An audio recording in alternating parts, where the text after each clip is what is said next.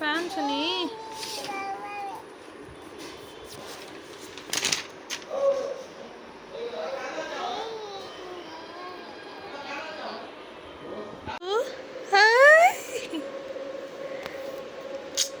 పాపు కదుగోకో మళ్ళీ రోజు కొంతి అబ్బా మా దుండుచుదే మళ్ళగా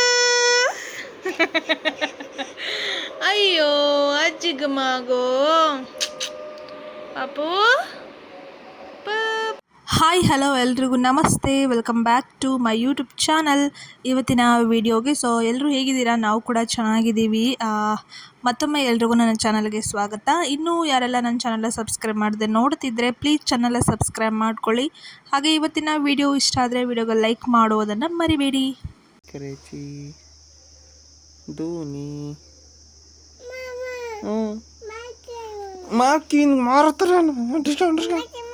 कच्च तार माते आमचं कत्तच कत्तच आता पेट आमचं आपला आव तर करे बेटा मारूच आई कच्च पाच तरी पाच जायत सोड तार का नाव तक तार का नाही ऐकतो का हां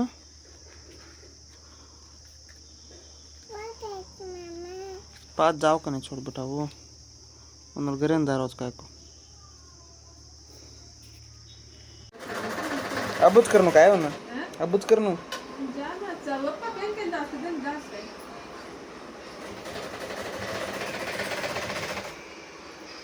ಏನಂದರೆ ನಾವು ಅಮ್ಮನ ಮನೆಗೆ ಬಂದು 1 ವೀಕ್ ಮೇಲಾಯಿತು. ಇಲ್ಲೇ ಇದ್ದೀವಿ, ಯಾಕಂದರೆ ಇಲ್ಲಿ ಅಮ್ಮನ ಜೊತೆನೂ ಯಾರೂ ಇಲ್ಲ.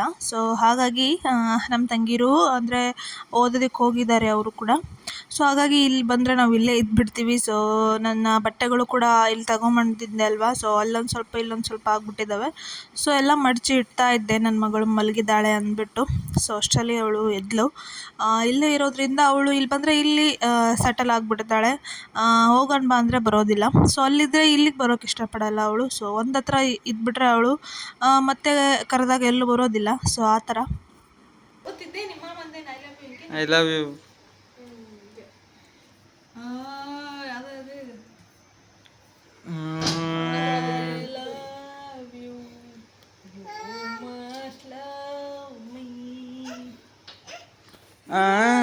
ओय कौन रे उन्हें सन आई लव यू केस नहीं अला एम फोन देन फूल फूल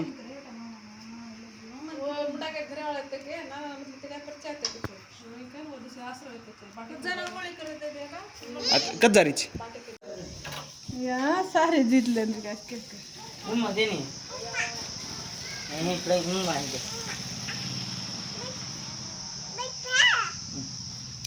तू कट करायची बा कट करायची घे नो नो तू बरा बेटा खुर्ची पर मेला. हैप्पी बर्थडे चन्ना बेटा पड़ेगी नहीं कट करे बेटा पकड़ पकड़. ಇದೇನಿದು ಮತ್ತೆ ಬರ್ತ್ಡೇ ಮಾಡ್ತಿದ್ದೀವಿ ಅಂತ ಅಂದ್ಕೊಂಡ್ರೆ.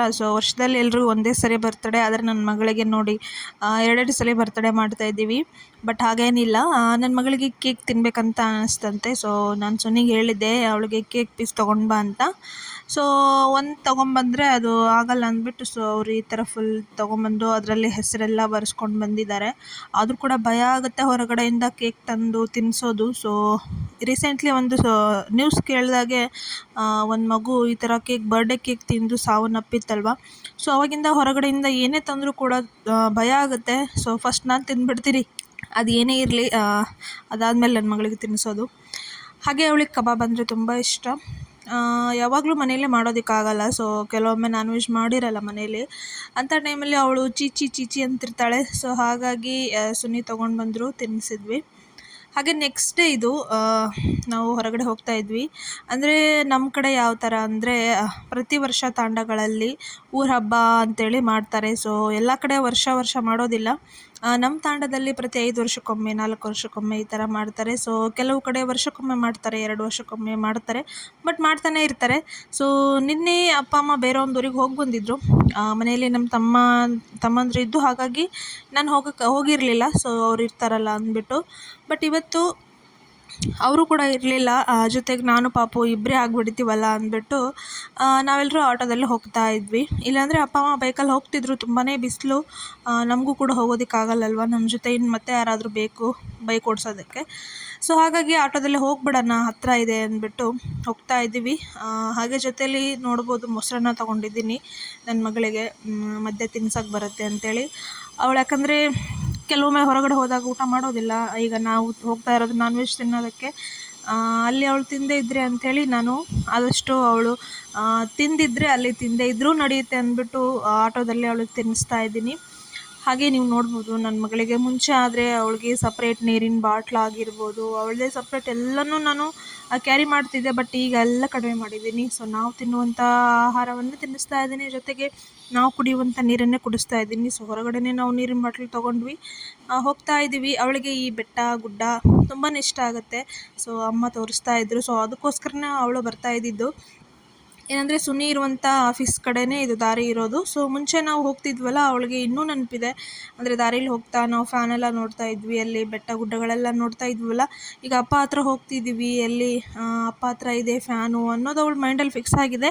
ಸೊ ಸುನಿ ಹತ್ರನೇ ಹೋಗ್ತಾ ಇದ್ದೀವಿ ಅನ್ನೋ ಒಂದು ಫೀಲಲ್ಲೇ ಇದ್ಲು. ನಾನು ಆದಷ್ಟು ಸುನಿಗೆ ಹೇಳಿದೆ, ನೀನು ಬರೋಕ್ಕಾದರೆ ಬಂದು ಹೋಗು ಒಂದು 10 ನಿಮಿಷ ಅಂತ.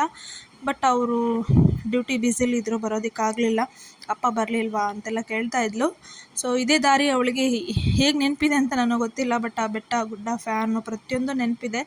ಇನ್ನು ನಾವು ಹೋಗ್ತಾ ಇರೋದು, ನಾವು ಅಪ್ಪಾಜಿ ವರ್ಕ್ ಮಾಡ್ತಿದ್ರಲ್ವ, ಅವರು ಕೂಡ ಟೀಚರೇ. ಸೊ ಅಲ್ಲಿ ಅವ್ರ ಫ್ರೆಂಡ್ ಅವರು. ಸೊ ತುಂಬಾ ರಿಕ್ವೆಸ್ಟ್ ಮಾಡಿ ಕರೆದ್ರು, ಹಾಗಾಗಿ ಹೋಗಿ ಬರೋಣ ಅಂತ ಹೋಗಿ ಬಂದ್ವಿ. ಸೊ ನಂಗೆ ಮೊದಲೇ ನಾನ್ ವೆಜ್ಜಲ್ಲಿ ಮಟನ್ ಅಂದರೆ ತುಂಬಾ ಇಷ್ಟ. ಸೊ ನಮ್ಮ ಅಪ್ಪಾಜಿಗೂ ಮಟನ್ ಅಂದರೆ ಇಷ್ಟ ಆಗುತ್ತೆ. ಏನಂದರೆ ಹೋದ ತಕ್ಷಣವೇ ನಮಗೆ ಊಟ ರೆಡಿಯಾಗಿತ್ತು. ಊಟ ಮಾಡಿದ್ವಿ. ತುಂಬಾ ಚೆನ್ನಾಗಿ ನೋಡಿಕೊಂಡ್ರು, ತುಂಬ ಚೆನ್ನಾಗಿ ಟ್ರೀಟ್ ಮಾಡಿದ್ರು. ಆ್ಯಕ್ಚುಲಿ ಸರ್ ಇರಲಿಲ್ಲ, ಅವರು ಅವ್ರ ಮಗಳನ್ನ ನೋಡೋದಕ್ಕಂತ ಹೊರಗಡೆ ಹೋಗಿದ್ದರು, ಬೇರೊಂದು ಊರಿಗೆ ಹೋಗಿದ್ದರು. ಬಟ್ ಅಲ್ಲಿರುವಂಥ ಎಲ್ಲರೂ ಪ್ರತಿಯೊಬ್ಬರು ಸ್ವಂತದವರೇ ಅನ್ನೋ ಥರ ನಮ್ಮನ್ನು ಟ್ರೀಟ್ ಮಾಡಿದ್ರು. ಸೊ ಇದು ಫಸ್ಟು ಸ್ಟಾರ್ಟಪ್ ಥರ ಮಟನ್ದೇನೋ ಒಂದು ರೆಸಿಪಿ ಗೊತ್ತಿಲ್ಲ ನನಗೆ, ಮಾಡಿಕೊಟ್ರು. ಸೊ ಅದನ್ನ ನನ್ನ ಮಗಳು ತಿನ್ನೋದಿಲ್ಲ ಅಂತ ಅಂದ್ಕೊಂಡಿದ್ವಿ. ಅವಳು ಚಿಕನ್ಗಿಂತ ಮಟನನ್ನೇ ಜಾಸ್ತಿ ತಿಂತಾಳೆ. ಸೊ ನೀವು ನೋಡ್ಬೋದು ಯಾವ ರೀತಿ ತಿಂತಾ ಇದ್ದಾಳೆ ಅಂತ. ಮಕ್ಕಳಿಗೆ ಆದಷ್ಟು ನೀವು ಮಟನನ್ನು ಅಭ್ಯಾಸ ಮಾಡಿಸ್ಬಿಡಿ. ಚಿಕನ್ಗಿಂತ ಮಟನ್ ತುಂಬಾ ಒಳ್ಳೆಯದು. ಆ್ಯಕ್ಚುಲಿ ಚಿಕನ್ ಪೀಸ್ಗಳನ್ನು ನಾವು ಅಗಿಯೋದು ಕಷ್ಟ ಆಗುತ್ತೆ ನಮಗೇನೆ, ಹಾಗೆ ಅದು ಹೊಟ್ಟೆಯಲ್ಲಿ ಅರಗೋದು ಇಲ್ಲ. ಬಟ್ ಮಟನ್ ಪೀಸ್ಗಳಾದರೆ ಮಕ್ಕಳಿಗೂ ಕೂಡ ತುಂಬ ಚೆನ್ನಾಗಿ ಅರಗುತ್ತೆ. ನನ್ನ ಮಗಳು ಯಾವ ಥರ ಪೀಸ್ಗಳನ್ನು ತಿಂತಾಯಿದ್ಲು. ಸೊ ಎಲ್ಲ ಮಕ್ಕಳು ಈಗ ಒಂದೇ ಥರ ಇರೋದಿಲ್ಲ. ಕೆಲವೊಂದು ಮಕ್ಕಳು ಹಠ ಮಾಡ್ತಿರ್ತಾರೆ ಬೇರೆ ಕಡೆ ಹೋದಾಗ. ಚಿಕ್ಕವಳಿದ್ದಾಗ ನನ್ನ ಮಗಳು ಕೂಡ ಅದೇ ರೀತಿ ಹಠ ಮಾಡ್ತಾಯಿದ್ಲು. ಸೊ ಆ ಒಂದು ಕಾರಣಕ್ಕೆ ನಾನು ಎಲ್ಲೂ ಹೋಗಿರಲಿಲ್ಲ. ತುಂಬ ಮದುವೆ ಫಂಕ್ಷನ್ಗಳು, ಸೊ ಈ ಥರದ ಫಂಕ್ಷನ್ಗಳನ್ನಂತೂ ತುಂಬಾ ಮಿಸ್ ಮಾಡ್ಕೋತಿದ್ದೆ. ಬಟ್ ಈಗ ನನ್ನ ಮಗಳ ದಯೆಯಿಂದನೇ ನಾವು ಹೋಗಿದ್ದು. ತುಂಬ ಚೆನ್ನಾಗಿ ನನ್ನ ಮಗಳು ಅಲ್ಲಿ ಇದ್ದಿದ್ದು ನೋಡಿ ನಮ್ಗೆ ಎಷ್ಟೋ ಸಮಾಧಾನ. ಸೊ ಬರುವಾಗ ಸ್ವಲ್ಪ ಮೊಸರನ್ನ ತಿನ್ನಿಸಿದ್ದೆ ಅಲ್ವಾ. ಅದಾದಮೇಲೆ ಇಲ್ಲಿ ಚಿಕನ್ ಪೀಸು, ಮತ್ತು ಅವಳಿಗೆ ಖಡಕ್ ರೊಟ್ಟೆ ಇಷ್ಟ ಆಗುತ್ತೆ. ಸೊ ಅಂದರೆ ಮೆತ್ತಗಿರುವಂಥ ಬಿಸಿ ರೊಟ್ಟೆಗಳನ್ನು ತಿನ್ನೋದಿಲ್ಲ. ಸೊ ಈ ಥರ ಕೈಯಲ್ಲಿ ಹಪ್ಪಳದ ಟೈಪ್ ಅನಿಸುತ್ತಲ್ಲ, ಅದು ತಿನ್ನುವಾಗ ಕ್ರಿಸ್ಪಿಯಾಗಿ. ಸೊ ಅವಳಿಗೆ ಅದು ಇಷ್ಟ ಆಗುತ್ತೆ. ಅದಾದಮೇಲೆ ನನ್ನ ಮಗಳು ಅವರ ಮನೆಯನ್ನು ಪೂರ್ತಿ ಸಂಶೋಧನೆ ಮಾಡ್ತಾಯಿದ್ಲು. ಅಂದರೆ ಹೇಗಿದೆ, ಎಲ್ಲೆಲ್ಲಿ ಏನೇನಿದೆ ಅಂತ ಮನೆ ತುಂಬ ಓಡಾಡಿಕೊಂಡು ಅಲ್ಲಿರೋರನ್ನೆಲ್ಲ ಮಾತಾಡಿಸ್ಕೊಂಡು ಎಷ್ಟು ಖುಷಿಯಾಗಿ ಲವಲವಿಕೆಯಿಂದ ಇದ್ಲು ಅಂತ. ಆ ಬಿಸಿಲಲ್ಲೂ ನಿಜವಾಗ್ಲೂ ತುಂಬಾ ಬಿಸಿಲಪ್ಪ. ನಿಮ್ಮ ಕಡೆ ಯಾವ ಥರ ಇದೆ ಅಂತ ಕಾಮೆಂಟ್ ಮಾಡಿ. ಸಿಕ್ಕಾಪಟ್ಟೆ ಬಿಸಿಲು. ಒಂದು ವಾರದ ಹಿಂದೆ ಮಳೆ ಬಿದ್ದಿತ್ತು, ಬಟ್ ಇನ್ನೂ ಮಳೆ ಬಂದಿಲ್ಲ. ತುಂಬಾ ಬಿಸಿಲು, ಹೊರಗಡೆ ಹೋಗೋದಕ್ಕಾಗಲ್ಲ. ನನ್ನ ಮಗಳು ನೋಡಿ ಯಾವ ಥರ ಆಗಿದ್ದಾಳೆ ಅಂತ. ಅಂದರೆ ಹೋಗುವಾಗ ಬರುವಾಗ ಗಾಳಿ ಅಂತೂ ಬರುತ್ತೆ, ಅದು ಗಾಳಿ ಕೂಡ ಎಷ್ಟೊಂದು ಹೆವಿ ಸೆಕೆಯಲ್ಲಿರುತ್ತೆ. ಸೊ ಅಷ್ಟು ಬೀಸ್ತಾ ಇರುತ್ತೆ. ಹಾಗೆ ನಾವು ಊಟ ಮಾಡಿಕೊಂಡು ಎಲೆ ಎಲ್ಲ ತಿಂದು ಬಂದ್ವಿ. ಇದು ಆ್ಯಕ್ಚುಲಿ ಇವತ್ತಿನ ದಿನ, ಅಂದರೆ ನಿನ್ನೆಯಿಂದ ಇವತ್ತಿನವರೆಗೂ ನಡೆದಿದ್ದು. ಏನಂದರೆ ನನ್ನ ಮಗಳಿಂದ ಈಗ ನನಗೆ ಎಷ್ಟೋ ನಿರಾಳ ಆಗಿದೆ. ಸೊ ಅವಳು ಹೋದಲ್ಲೆಲ್ಲ ಎಲ್ಲರನ್ನೂ ಅಡ್ಜಸ್ಟ್ ಮಾಡ್ಕೊಳ್ಳೋದಾಗಿರ್ಬೋದು, ವಾತಾವರಣಕ್ಕೆ ತಕ್ಕಂತೆ ಎಲ್ಲನೂ ಅಡ್ಜಸ್ಟ್ ಮಾಡ್ಕೊಳ್ಳೋದ್ರಿಂದ ನಂಗೆ ತುಂಬಾ ಖುಷಿ ಆಗುತ್ತೆ. ಈಗ ಸಮಾಧಾನದಿಂದ ಅವಳನ್ನ ಬಿಟ್ಟು ಹೋಗಿ ಎಲ್ಲ ಅವಳನ್ನ ಕರ್ಕೊಂಡು ನಾನು ಎಲ್ಲಿ ಬೇಕಾದರೂ ಹೋಗ್ಬೋದು ಅನ್ನೋದೊಂದು ಧೈರ್ಯ ಬಂದಿದೆ. ಸೊ ಈ ಥರ ಮಕ್ಕಳು ಬೆಳೀತಾ ಎಷ್ಟೋ ಸಮಾಧಾನ ಅನಿಸುತ್ತೆ. ಇಲ್ಲದಿದ್ದಾಗ, ಅಂದರೆ ಚಿಕ್ಕವರಿದ್ದಾಗ ತುಂಬಾ ಕಿರಿಕಿರಿ ಆಗ್ತಾ ಇರುತ್ತೆ. ಸೊ ಯಾವಾಗಪ್ಪ ದೊಡ್ಡವರಾಗ್ತಾರೆ, ನಾವು ಯಾವಾಗಪ್ಪ ಓಡಾಡೋದು ಎಲ್ಲರ ಥರ ನಾರ್ಮಲ್ಲಾಗಿ ನಾವು ಯಾವಾಗ ಆಗೋದು ಅಂತೇಳಿ. ಸೊ ಈ ಥರ ಎಲ್ಲ ತಾಯಂದ್ರಿಗೂ ಹಾಗೇ ಇರುತ್ತೆ. ಯಾಕಂದರೆ ನಮಗೆ ಅನಿಸ್ತಾ ಇರುತ್ತೆ ಎಷ್ಟಂತ ಮನೆಯಲ್ಲೇ ಇರೋದು ಮಕ್ಕಳನ್ನ ನೋಡಿಕೊಂಡು ಅಂತೇಳಿ. ಸೊ ನೀವು ನೋಡ್ಬೋದು ಎಷ್ಟು ಬಿಸಿಲಿದೆ ಅಂತ. ಬಿಸಿಲಲ್ಲೂ ಅವಳು ಎಷ್ಟು ಖುಷಿಯಾಗಿ ಓಡಾಡ್ತಿದ್ಲು ಅಂದರೆ, ಮಕ್ಕಳಿಗೆ ಹೊಟ್ಟೆ ತುಂಬಿದರೆ ನಿಜವಾಗ್ಲೂ ಅವರು ಈ ಥರ ಓಡಾಡ್ಕೊಂಡಿರ್ತಾರೆ. ಅವ್ರಿಗೆ ಹಸಿವು ಇದ್ದರೆ ಅಥವಾ ನಿದ್ರೆ ಇದ್ದರೆ ಅವರಂತೂ ಕಿರಿಕಿರಿ ಮಾಡೇ ಮಾಡ್ತಾರೆ. ಅಷ್ಟರಲ್ಲಿ ನನ್ನ ಮಗಳು ಹಾಗೆ ಇನ್ನೊಂದು ಅಲ್ಲಿ ವಾಟರ್ ಬಾಟ್ಲ್ ತೊಗೊಂಡ್ವಿ ನಾವು. ಯಾಕಂದರೆ ನನ್ನ ಮಗಳಿಗೆ ಅಂತ ಸಪ್ರೇಟಾಗಿ ಕ್ಯಾರಿ ಮಾಡೋದು, ಅದನ್ನು ಮೇಂಟೈನ್ ಮಾಡೋದು, ಅದ್ರ ಜೊತೆಗೆ ಇನ್ನೊಂದು ಮೇಂಟೈನ್ ಮಾಡೋದು ಎಲ್ಲನೂ ಈಗ ನಾನು ಕಡಿಮೆ ಮಾಡಿದ್ದೀನಿ. ಸೊ ನಾವೊಂದು ವಾಟರ್ ಬಾಟ್ಲ್ ತೊಗೊಂಡ್ವಿ. ದಾರಿಲಿ ಬರ್ತಾ ಅವಳು ಮಲ್ಕೊಂಡ್ಳು ಆ್ಯಕ್ಚುಲಿ. ಸೊ ನಾನು ಹೇಳೋದೇನಪ್ಪ ಅಂದರೆ, ಅಯ್ಯೋ ಮಗು ಇದೆ, ಅದು ಇದು ಎಲ್ಲ ಮಿಸ್ ಮಾಡ್ಕೋತೀವಿ ಅಂತ ಕೊರಗೋದಕ್ಕಿಂತ ಮಕ್ಕಳ ಜೊತೆ ಟೈಮನ್ನು ಸ್ಪೆಂಡ್ ಮಾಡಿ, ಆಯಿತಾ. ಮತ್ತು ನಮಗೆ ಅವ್ರು ಸಿಗೋದಿಲ್ಲ, ಆಮೇಲೆ ಅವರು ದೊಡ್ಡವರಾಗ್ಬಿಟ್ರೆ ನಿಜವಾಗ್ಲೂ ನಮ್ಮ ಕೈಲಿ ಸಿಗೋದಿಲ್ಲ. ಹಾಗಾಗಿ ನಾನು ಆ ಒಂದು ಟೈಮ್ನ ಖುಷಿಯಾಗಿ ತಾಯಿತನದ ಒಂದು ಟೈಮನ್ನು ಎಂಜಾಯ್ ಮಾಡಿ ಮುಂದೆ ಲೈಫ್ ಲಾಂಗ್ ನಮಗೆ ಓಡಾಡೋದು ಖಂಡಿತವಾಗ್ಲೂ ಇದ್ದೇ ಇದೆ.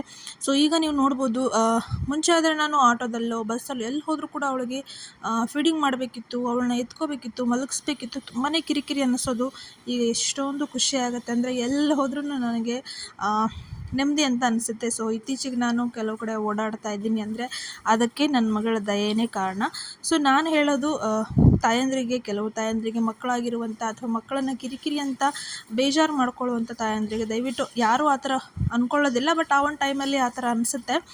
ಬಟ್ ಅದನ್ನು ದಾಟ್ಕೊಂಡ್ಬಿಟ್ರೆ ಮುಗೀತು, ನಾವು ಫ್ರೀ ಆಗಿರ್ತೀವಿ. ಸೊ ಈಗ ಸಂಜೆ ನನ್ನ ಮಗಳೊಟ್ಟಿಗೆ ಇಲ್ಲಿ ಟೀ ಕುಡಿತಾ ಟೈಮ್ ಸ್ಪೆಂಡ್ ಮಾಡ್ತಾ ಇರೋದು. ಸೊ ಇದಾಗಿತ್ತು ಇವತ್ತಿನ ವಿಡಿಯೋ. ಇಷ್ಟ ಆದರೆ ಲೈಕ್, ಶೇರ್ ಆ್ಯಂಡ್ ಕಮೆಂಟ್. ಹಾಗೆ ಮರೀದೆ ಚಾನಲ್ನ ಸಬ್ಸ್ಕ್ರೈಬ್ ಮಾಡ್ಕೊಳ್ಳಿ. ಮತ್ತೊಂದು ವಿಡಿಯೋ ಜೊತೆಗೆ ಸಿಗ್ತೀವಿ. ಎಲ್ರಿಗೂ ನಮಸ್ತೆ.